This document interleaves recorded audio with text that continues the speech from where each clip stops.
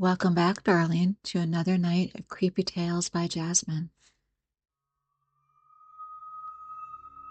Creepy Tales presents Oven in the Woods by Jazmine. No one knew who dragged the oven out there. It sat deep in the woods, a hulking, rusted cast iron thing, half swallowed by earth and moss. Its door was warped, the handle black with soot. The forest had grown around it, trees bending inward, as though trying to hide it from the world. They said it had always been there, older than the power lines, older than the town itself. Hikers talked about it like a joke. Go far enough down the North Trail and you'll find it. Take a picture if it lets you. But no one was ever able to take a picture, a clear one. Every image that they did came back blurred or washed out in some kind of strange amber light. And if you stood close enough, you could feel the warmth, even in the dead of winter. At night, the air around it shimmered like heat rising from asphalt in July.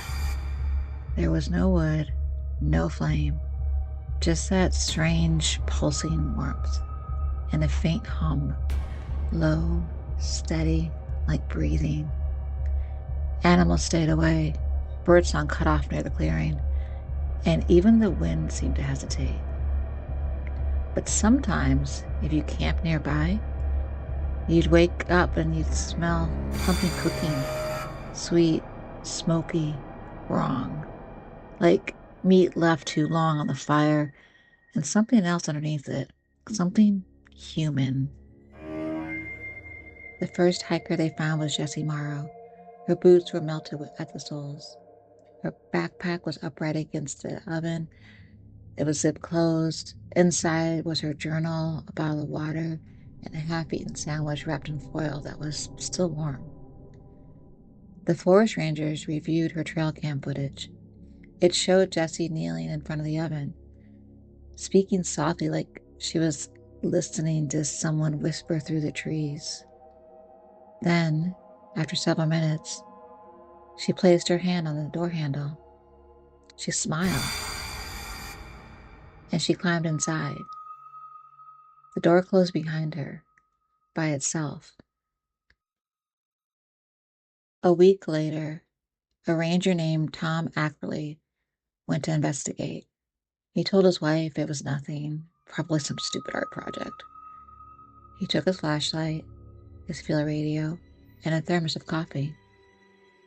He never came back. When the search team found the oven again, the metal was glowing faint orange, as if it had just been used. The earth around it was scorched in a perfect circle, and inside, under a thin layer of ash, they found his ranger badge, bent and blackened. The thermos, though, was upright beside it, still warm. Now, hikers say if you walk past it at dusk, you'll smell that same sweetness in the air, like sugar and smoke. And if you stop long enough, you'll feel the warmth begin to rise, slowly wrapping around your skin, like someone's breath against your neck. Sometimes you'll hear your name, softly, from inside, a voice that sounds like yours, but older, tired, hungry. They say the oven feeds on what it calls.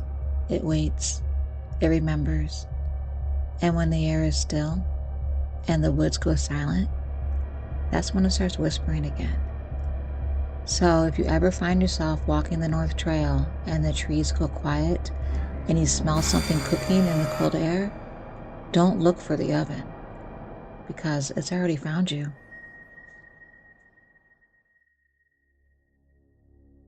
You made it to the end. Almost. If you're still listening, maybe the dark didn't get you this time. Remember, not every sound you hear tonight is in your head. Sometimes the story keeps going when the lights go out. Until the next time, sleep tight if you can.